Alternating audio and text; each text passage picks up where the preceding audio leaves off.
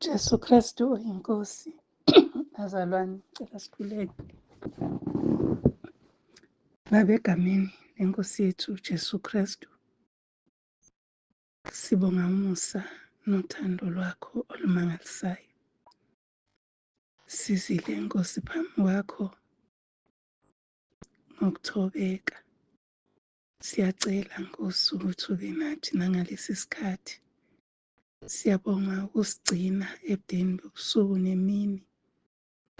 Nalokhu unyaka uqalile Nkosi, uhamba nathi unathi. Siyabonga umusa wakho, sibonga ukudla, sibonga okwembatha. Sibonga nophahla phezu kwamakhanda ethu, sibonga ukubiyeleka nakusiphepho esizibonayo, nakuzo zonke izimo esikhona, kodwa Nkosi thina usasibiyele. Siyabonga Baba wethu ongcwele, konke kuwuthando ngempela olubanzi olujulile, njengoba isho incwadi kuJohn 15 ethi walithanda Nkosi izwe kangaka waze wanikela ngendodana yakho ezelwe yodwa, kuba yilona lowo okholwa yiyo angabhubhi kodwa abe nokuphila okuphakade. Namanje-ke Nkosi, awugcine ukunakekela inyama yethu, unakekele nemiphefumulo yethu ngokunjalo. Sikunika udumo Baba wethu ongcwele, sikunika udumo, siyakudumisa. Akekho ebesingaya kuye asiqonde, asazi. Sidaliwe nguwe, wasidala ngomfanekiso wakho. Siphe-ke ukukulalela, silalele izwi lakho. Usiphe ukuthi sikwazi ukwenza njengalokho wena usiyalile. Usiphe Nkosi ukufuna intando yakho ngaso sonke isikhathi. Siyacela-ke Nkosi, ngena nathi nakulo mkhuleko, uqondise iy'ngqondo zethu ezwini lakho, uzijulise zingathumbeki imiqondo yethu. Uvule iy'nhliziyo zethu Nkosi, ukuze kuhlale izwi lakho. Siyacela ngegama lenkosi yethu Jesu, impela usithandile ngothando olukhulu, njengalokhu usho kuJohn 15:16 verse 15. UJohn 3 verse 16. Siyabonga Nkosi, liyasimangalisa leli zwi, ngoba siyabona ngempela usithandile nangendodana yakho isithandiwe, uJesu Kristu oyinkosi. Amen. uJesu Kristu uyinkosi. Bazalwane, ngiyanibingelela egameni lenkosi yethu uJesu Kristu. Ngiyaxolisa kakhulu, ngiqonde nje kuJohn 3 verse 16. Angazi ukuthi kuphambana kanjani, kodwa-ke siyambonga uNkulunkulu wethu uthembekile ngey'khathi zonke. Siyabona ne-weather uyasipholisa namhlanje ubaba wethu, noma kukhona ukushisa kodwa ilanga libasile endaweni esikuyona. Ngazi-ke kwezinye iy'ndawo, kodwa siyambonga nje uNkulunkulu wethu osicabangela kangaka, osithanda kangaka, osinakekela kangaka. Namhlanje-ke sizofunda ngesimo songokaNkulunkulu. Siyaphuma ekutshaleni singena kwisimo songokaNkulunkulu. Angazi-ke izwi lami linaloyo mdlalo eliwudlalayo, kodwa ngiyathemba ukuthi kuzozwakala kahle. Inhliziyo yami ngithe manginekezwa leli zwi ngabuyela emuva encwadini kaGenesis. Akuyona-ke ivesi esizolifunda, sizodlula nje kuleli vesi elikuGenesis elithi uGenesis 1 verse 27 elithi uNkulunkulu wamdala umuntu ngomfanekiso wakhe, wamdala ngomfanekiso kaNkulunkulu, wabadala owesilisa nowesifazane. Umfanekiso ongokaNkulunkulu, isimo songokaNkulunkulu, sidalwe nje ngesimo sikaNkulunkulu. Ivesi esizolifunda bazalwane, sizolithola laphayana encwadini kabaseKorinte besibili chapter 3 verse 18, sofunda verse 18. Abasekorinte besibili chapter 3 verse 18. Kepha thina sonke esibuka ngobuso obambuliwe inkazimulo yenkosi, njengasesibukweni siyaguqulwa sibe njengalowo mfanekiso ngokuya enkazimulweni, njengalokhu kumi ngenkosi engumoya. Ngithe mangilifunda-ke ehumishini lesingisi, ngathanda le part esekugcineni ethi the Lord in spirit. Kodwa-ke ngizolifunda nje ngesiZulu, onehumusho lesingisi usengaziyela kulo, ngicela siliphinde. Kepha thina sonke esibuka ngobuso bambuliwe inkazimulo yenkosi, njengasesibukweni siyaguqulwa sibe njengalowo mfanekiso ngokuya enkazimulweni, njengalokhu kumi ngenkosi engumoya. uJesu Kristu uyinkosi. Bazalwane, izwi leli elingididile kakhulu, ngathi nje Nkosi wena ol-understandayo. Ngase ngisiwa la kuGenesis esengiqale ngawo. Kahle kahle senziwe ngumfanekiso kaNkulunkulu. Usidalile uNkulunkulu ngomfanekiso wakhe. Esidale ngomfanekiso wakhe nje, thina siwumfanekiso kaNkulunkulu. Bese lithi lelizwe silifundayo, kukhona ngisho nenkazimulo, thina sonke esibuka ngobuso bambuliwe, the naked eye. Bambulwe inkazimulo, naked eye noma iso lethu lingeyibone inkazimulo singekho kumoya. Iso lethu lingebona ukuthi sikhavwe inkazimulo uma thina singekho kumoya. Ngoba phela inkosi yethu okuyiyona esembese inkazimulo, iyona le engumoya. Okay. Ngase ngithi ake ngidlule, ke ngifunde enye indawo, ngavula laphaya encwadini kaJakobe. uJakobe chapter 1. Uma siqala laphaya kuverse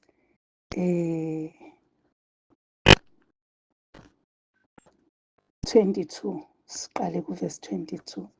Uxolo.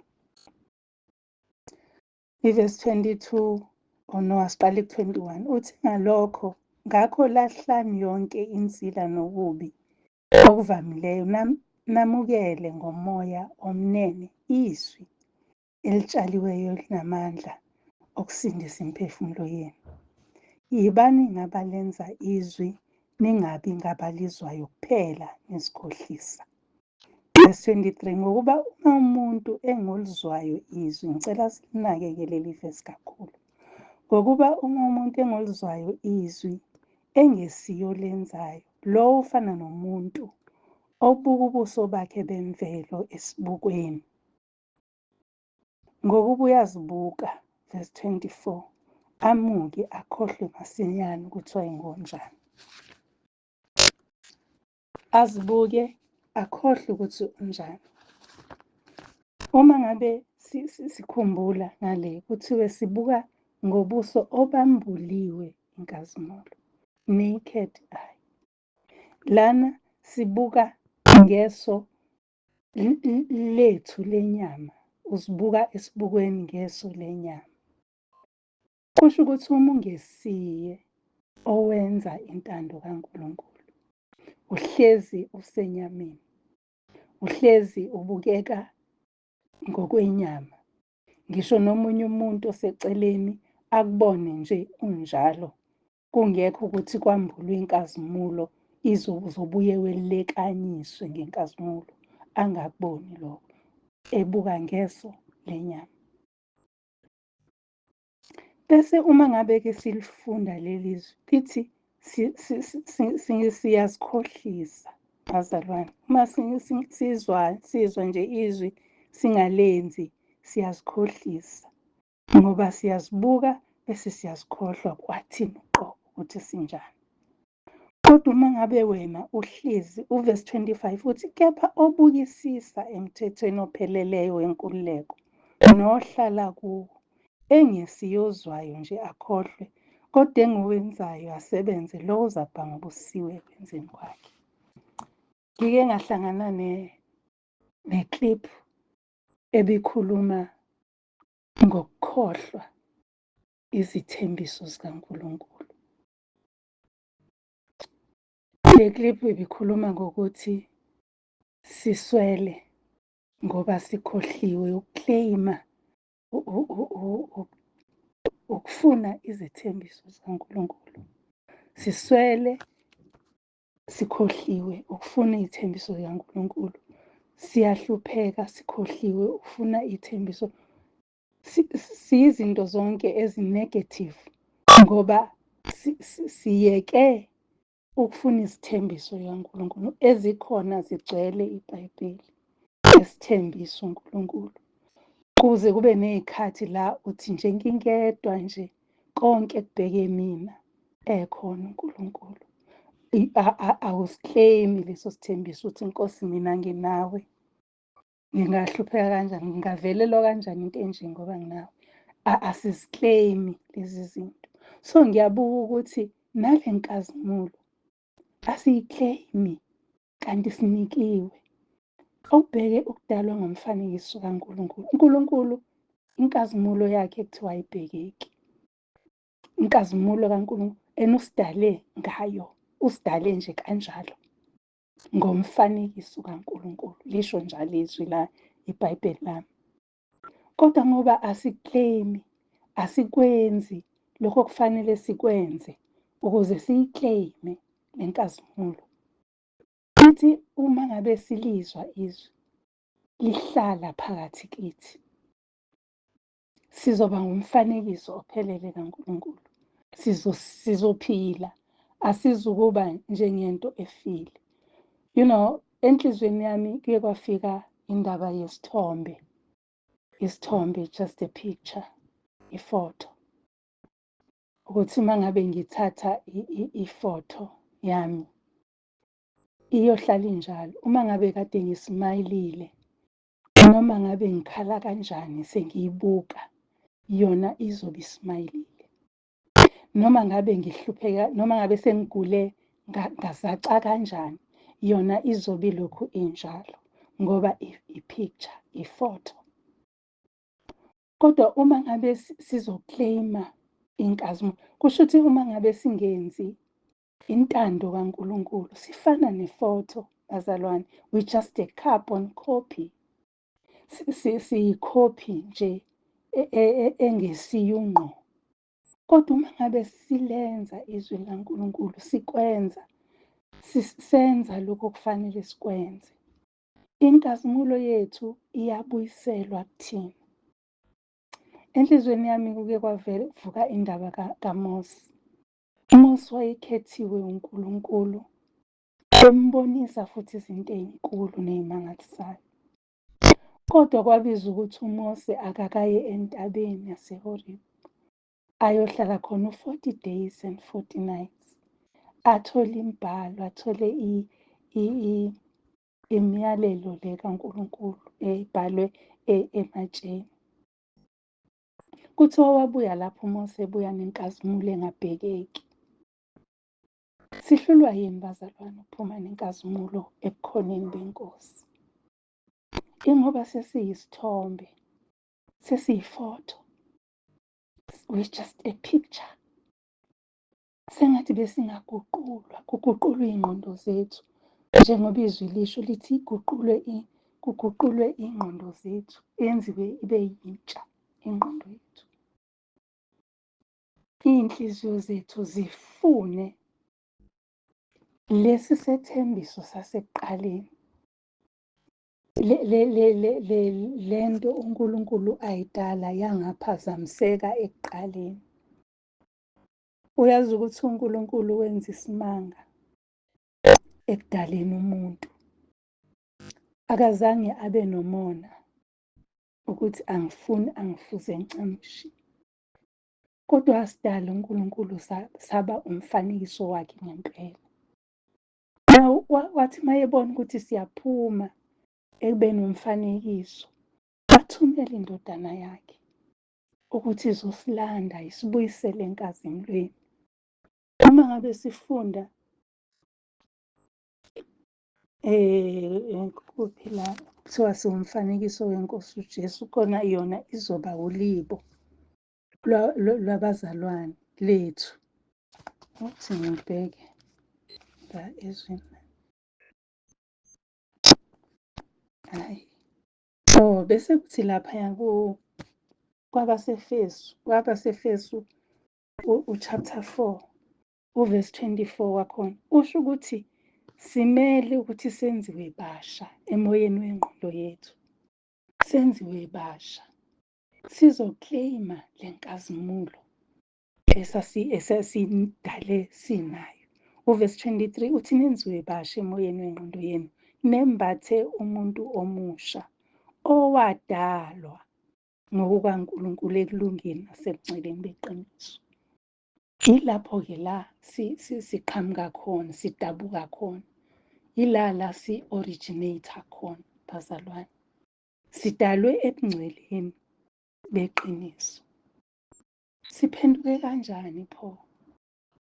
Sasisiba ifotho. Ake sibuyeleni emuva. Ake senzeni njengoba izwi lisho. Ake sizinikeleni ukuthi singumsebenzi wakhe. Usho njalo abasefesu 2 verse 10 uthi singumsebenzi wakhe. Uthi ngoba singumsebenzi wakhe kuKristu Jesu, sidalelwe imisebenzi emihle ayilungisela ngaphambili uNkulunkulu ukuba sihambe kuyo. So ukuze siclaime lenkazimulo esiyibekelweyo, kumele senze imisebenzi emihle esiyidalelwe. Ikhona eminye emihle esingayidalelwe, siye siyibone beyenza. Asiyidalelwe thina abantwana bakaNkulunkulu. Uma ngingalinganisa nje, ngilinganisa ngokupha ku-social media noma hhayi ku-social media, ngokupha nje esidlangaleleni bese ubiza bezindaba bazothi njengalokhu uhulumeni wethu enza. Ngiyalinganisa abazalwane, ningalimali. Uhulumeni wethu uthi uyanakekela izintandane, kodwa uhulumeni wethu uyadalula ukuthi izintandane uzinika malini. Kungalokho uthola ukuthi abantu bagijimela ukuthi bayithathe iy'ntandane ukuze bathole le mali yazo. Uhulumeni wethu uyasiza kakhulu, kodwa wenza umsebenzi omuhle.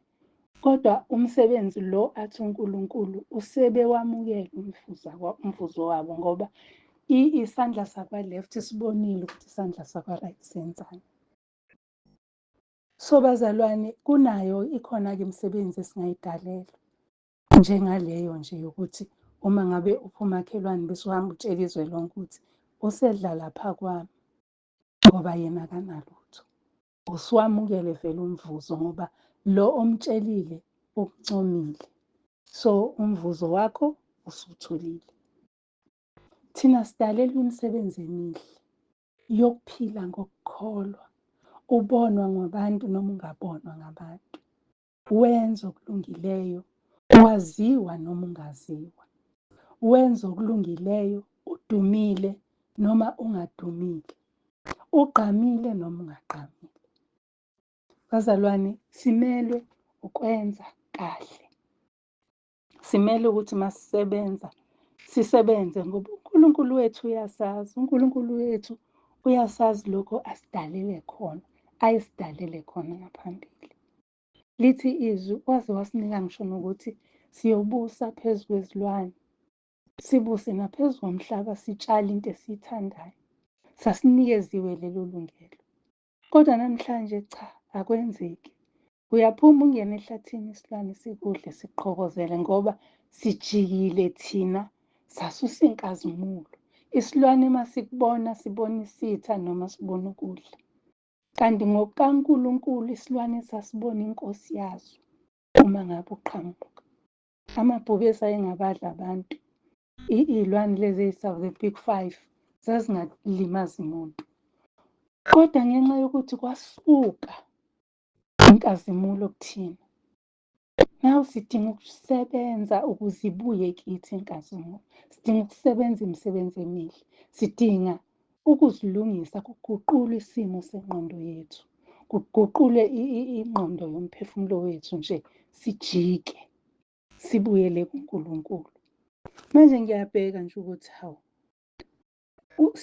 uNkulunkulu uzosisiza ukuthi sembathe umuntu omusha owadalwa ngokwakhe uNkulunkulu ekulungeni nasebungcweleni beqiniso. Bese kuyashiwo-ke ukuthi asenzeni. Usuyoyifundela-ke uqhubeke lapho from uverse 25 kwabaseFesu chapter 4. Usuke uqhubeke ushone enzansi. Ngithi mangiyibuka le ndaba ngiyabona ukuthi hayibo, sisukile kangaka, yikho inkazimulo ingasekho kithi. Singabantwana bakaNkulunkulu, yebo. Siyahamba siyayicwecwa, siyayimisela. Kodwa ikhona yini inkazimulo kithi?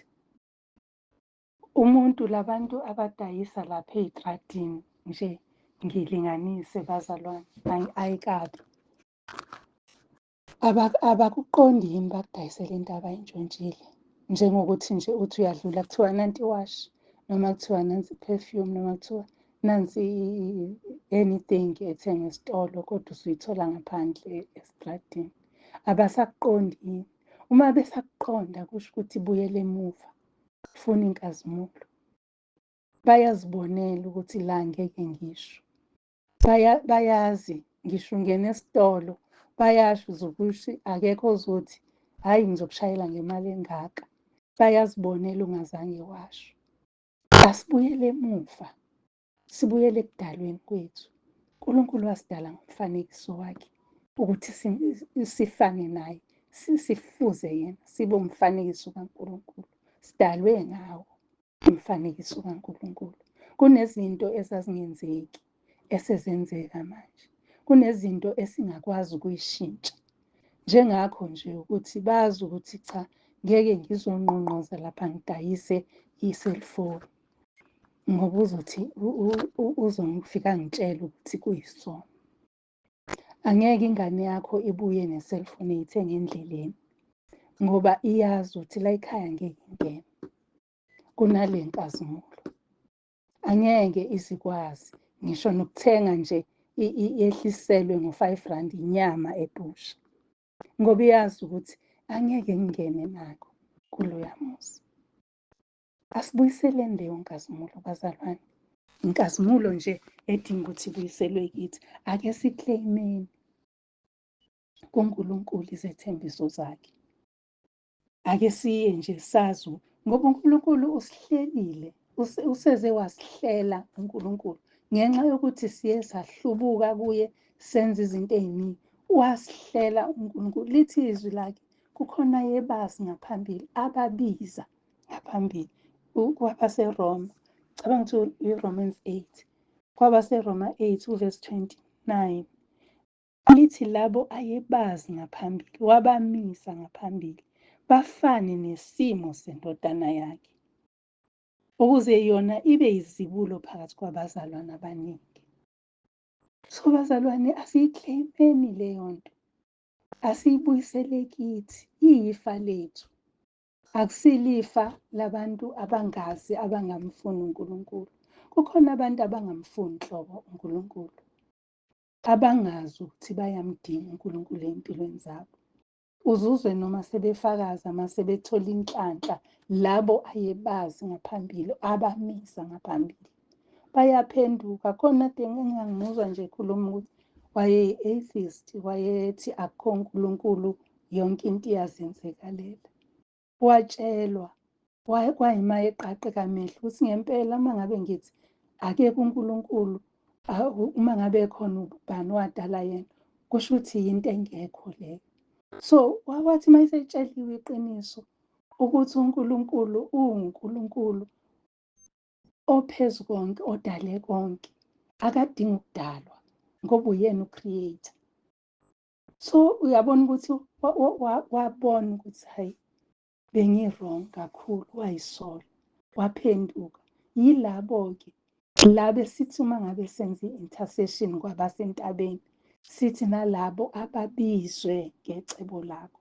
Kukhona abangazi ukuthi babiziwe ngecebo, abangazi ukuthi babizwa, bakhethwa umhlaba ungakasekelwa. Yilabo-ke okufanele ukuthi babuye bazokleyima inkazimulo. Ngiye ngizwe kuvamile kuthiwa sikleyima izinto zethu, kushiwo izinto zasemhlabeni isala la. Angikaze ngizwe ukuthi umuntu uhambe noMercedes waye ezulwini. Ngike ngibone bebagqiba nabo, kodwa ngaphela iminyaka umbiwe utholakala ukhona lapho kulelo thunywa oqishwe kulona. Angikaze ngizwe ukuthi umuntu uhambe nesitezi sakhe waye ezulwini, angikaze ngizwe. So ingakho ngithi mina, ake siyekeni ukuthi sithi sikleyima izinto zethu ey'thathwe isitha, sisho sikleyima izinto zesitha siy'funa kuNkulunkulu. Angeke asinikeze uNkulunkulu izinto zesitha ngoba uwubaba onobubele, uwubaba osaziyo, ubaba owazi iy'dingo zethu, owazi imicabango yethu ikude, owazi ngisho iy'ndlela zethu, owazi amasu ethu singakawacabangi. So ngeke asinike izinto zesitha. Asiphumeni ukuthi sengihlupheke kakhulu ngizoyokleyima izinto zami uNkulunkulu. uNkulunkulu uma ngabe engakudalelanga lezo zinto, uyoyikleyima uzungene egodini zingazange zafika ngoba akuzona ezakhe ezesitha. Yena uyazi ukuthi wena udingani. Bazalwane, sengathi besingabuyela ebukhoneni beNkosi, sicele ukubuyiselwa le nkazimulo. uMose wayithola inkazimulo, oShadrach, noMeshaki, noDanyeli bayithola inkazimulo yabo laphaya beshiswa ngomlilo, bebonakala behamba bethandwa inkosi yaseBhabheli okokuqala, bethunjiwe baze bayofakwa esithandweni somlilo. Kwabonakala ifavor kaNkulunkulu engena nabo lapho. uNkulunkulu wethu uyamangalisa. uNkulunkulu wethu izethembiso zakhe zinguyebo futhi zingu-amen.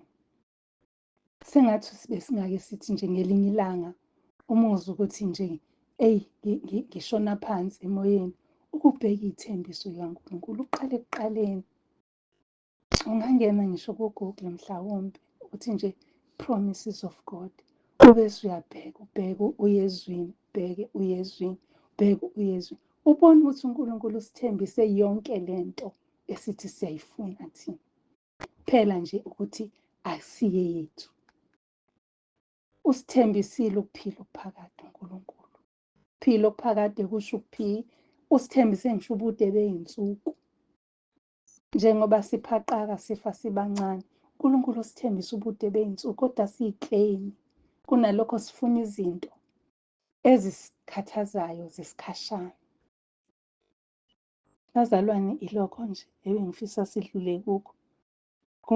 Kuze kuba nehubo, uNkosi uDavide wabhala ihubo elinesihloko esithi Isimo songokaNkulunkulu, ihubo 15. Isimo songokaNkulunkulu, ukuthi wenze njani.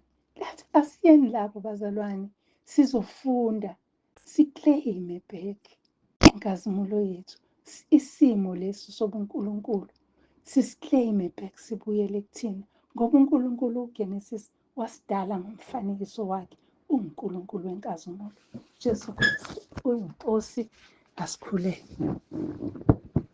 Siyabonga Baba wethu ongcwele, izwi lakho khuluma ngalo ey'nhlizweni zethu namhlanje.